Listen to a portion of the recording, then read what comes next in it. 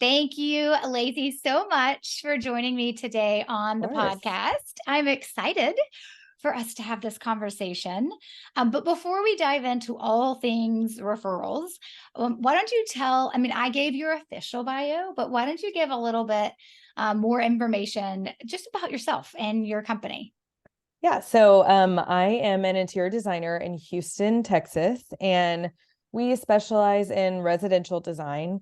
And after a couple years of sort of doing all the different design things like new builds and remodels, I have sort of finally found my like niche within the business. And for me, that's just those final layers of the furniture and the art and accessories. So the types of projects that we love to work on are like those new builds where we can come in and add character and personality. So that's what we do. Yes, you just come in and be like, let's take down your agreeable gray and put Yeah. something else up, right? Yes. We'll do wallpaper here. Let's switch out the lighting, minimal remodels and maximum, character and personality. That's what we like. Yeah, it's and I've worked with a number of designers, and I think you guys are on some level, you're kind of intimidating to work with as like in my world, because I'm like, oh my gosh, if Lacey saw my house, she'd be like, are you blind? Mm-hmm. Like, what is wrong with you and your design? I'm like, I don't know, to look good at the catalog. That's the only way I can figure out how things work in my world. But I also think just the work that you guys do is so incredible. And I mean, I think interior designers in general are like uniquely positioned because everybody sees what you do, right? When they're visiting the friend's house that just had the work done, right?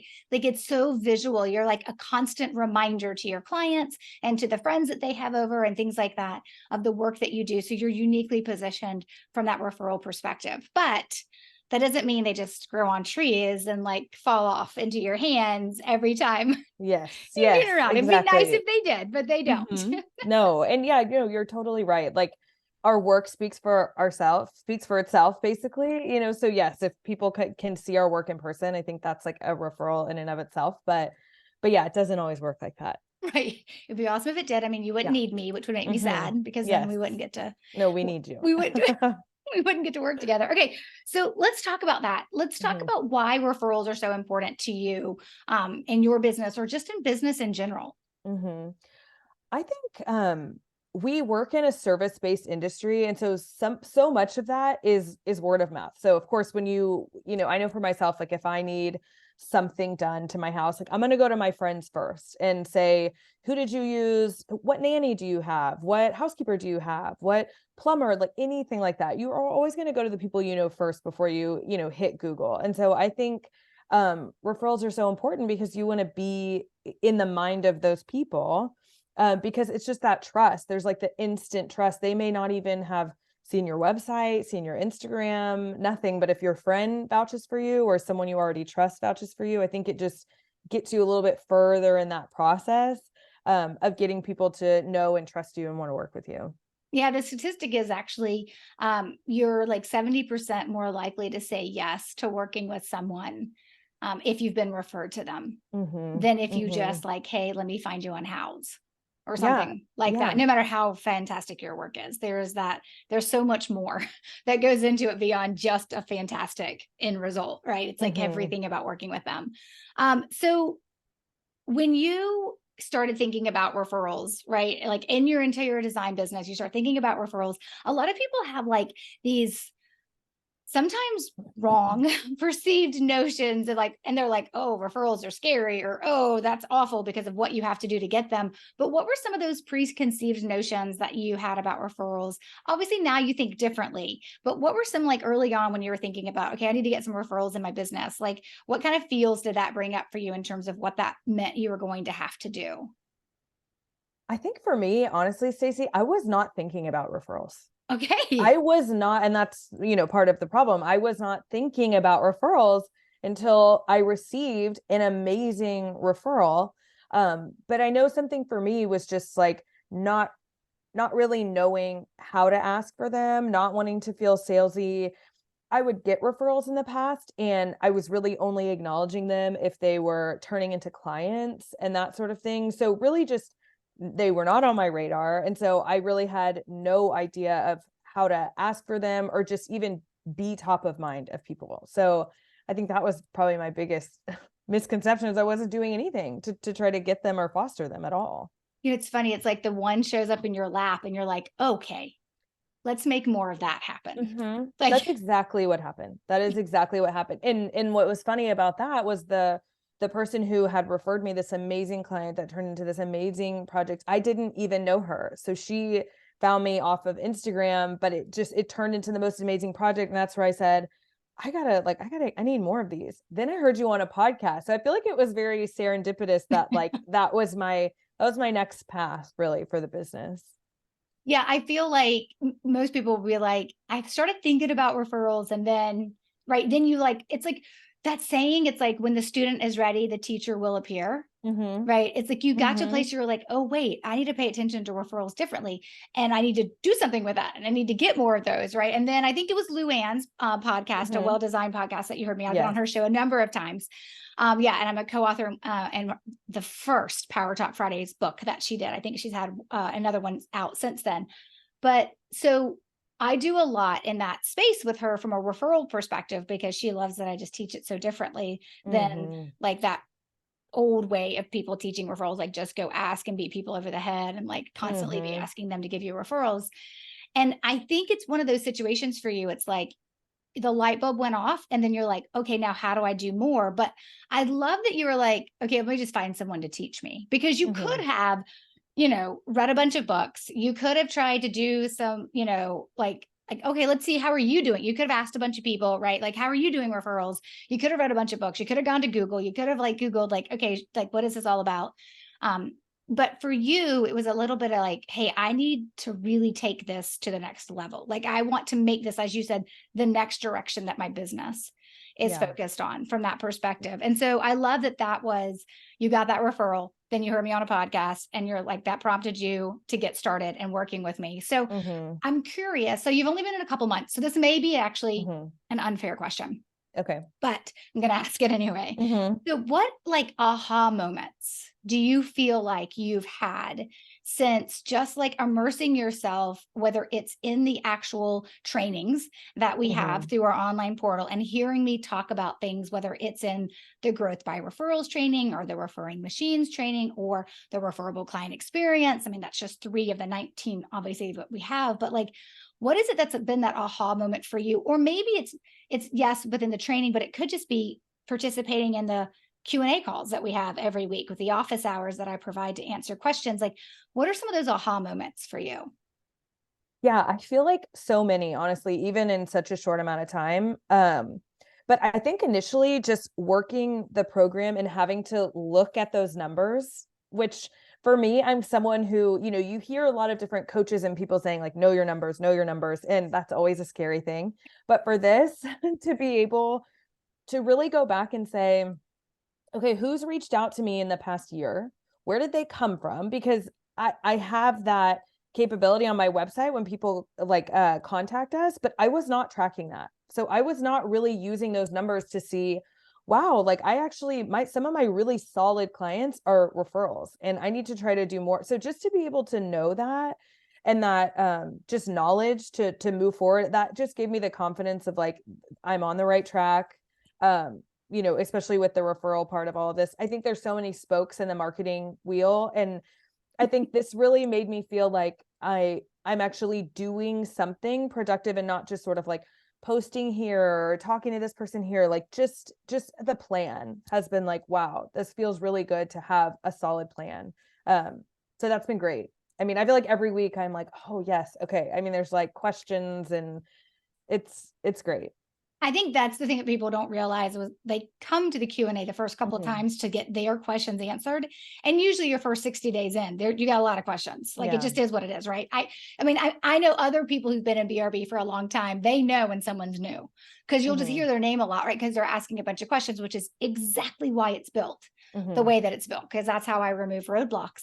But I think as you're starting to hear things differently and think about things differently, there is something to be said about hearing the attorney ask a question in a different way that you're like, wait, I can do that in my interior design business. Like there's something to be said, I think, about being in a community of business owners who all have the same philosophy around referrals and how we want to be able to generate them, but they're in different industries.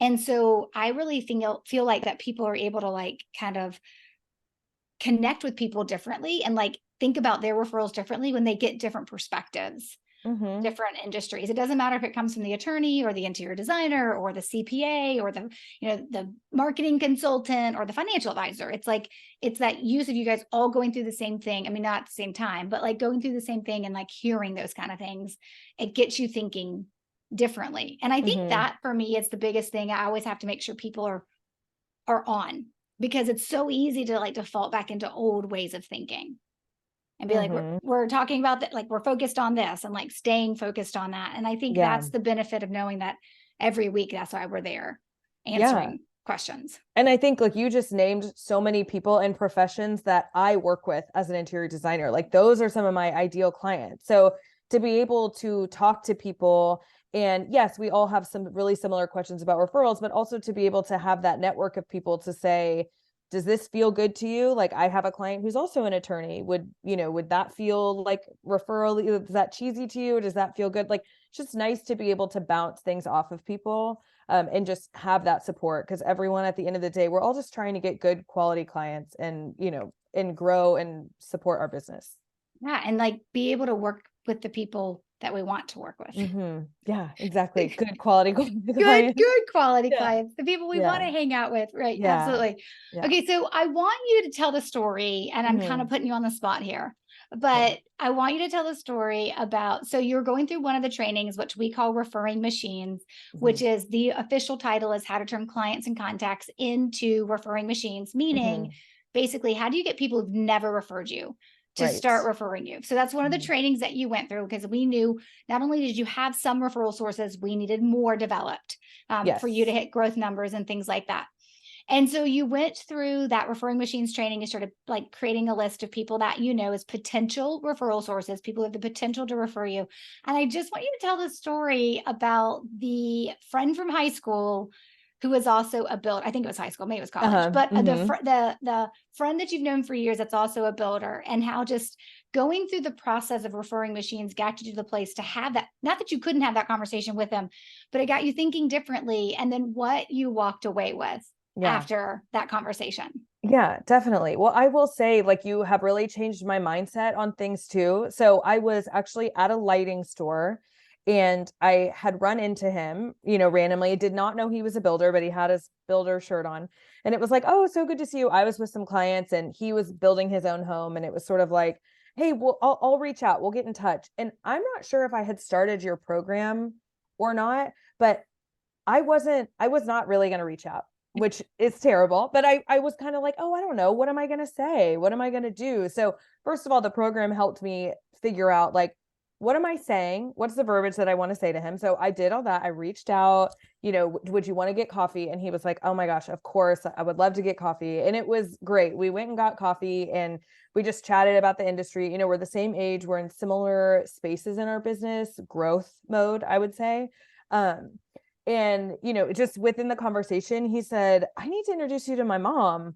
My mom's a real estate agent. And I was like, oh, I think I knew that. And he was kind of trying to play it cool, but he was like, she's kind of a big deal in Houston. And I was like, oh yeah, I mean, I would love to meet her. So of course, when I get back, I get on our little like HAR. And of course, the homes she sells are like 4 million plus homes. She's an amazingly accomplished, She is real kind of estate. a big Yeah, deal. she's actually kind of a big deal. And she's very well known in the, so of course I was like, oh, oops, I probably should have known that. But anyways, he ended up, he took the initiative and he emailed us, he connected us, and we, have set up a time to try to meet, to have coffee.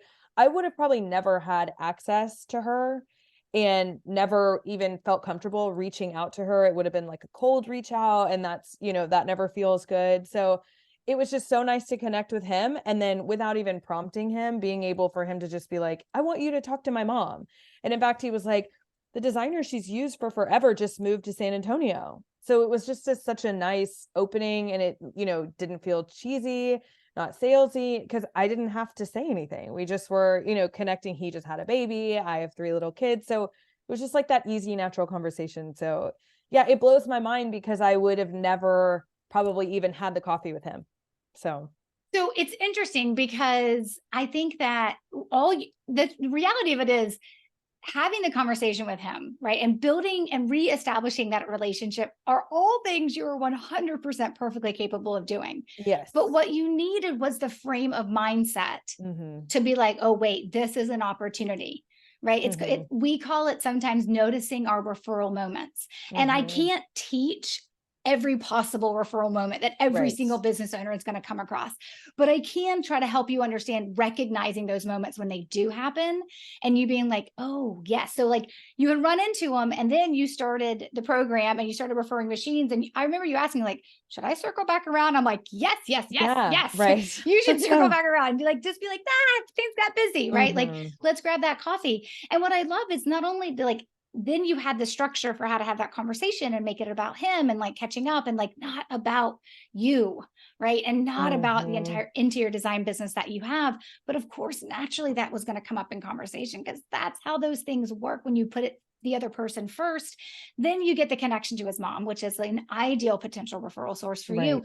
But the part you left out is that he also said, maybe you can help me with some spec homes and I probably need you to come look at my own house. So not only did he like connect you with a really great potential referral source, he also has the potential to become a personal client and then also quite possibly a business client that also refers the homes that he's doing for folks as well. So like, it's like the trifecta. It doesn't always work that way. It was a great meeting for sure.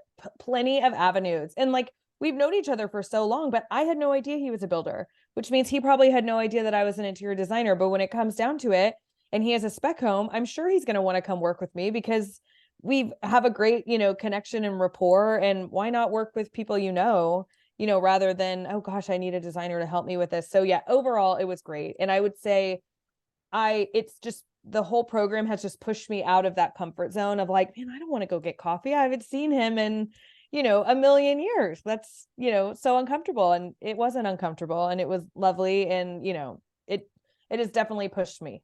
Yeah. And that's good. Push in a good way. Oh my gosh. In a great way. In the best way possible. Yes. Because it's making me realize how much of a connection and relationships you need with people. And I think, like you said, like I can handle it once I get there and you're having the conversation. I have the confidence in myself to do that, but it's the push and the nudge of this is kind of how you can broach the initial meeting and the follow-up. And that gives me the confidence of like, I'm doing things right. So you absolutely are. And it starts to build, right? I mean, there are definitely people who come into our program and it's like, it's something was just perfectly aligned for them, for the light bulb to go off and for them to like tackle. And then something like that happens. That's like amazing. It doesn't happen in your first like 5 days.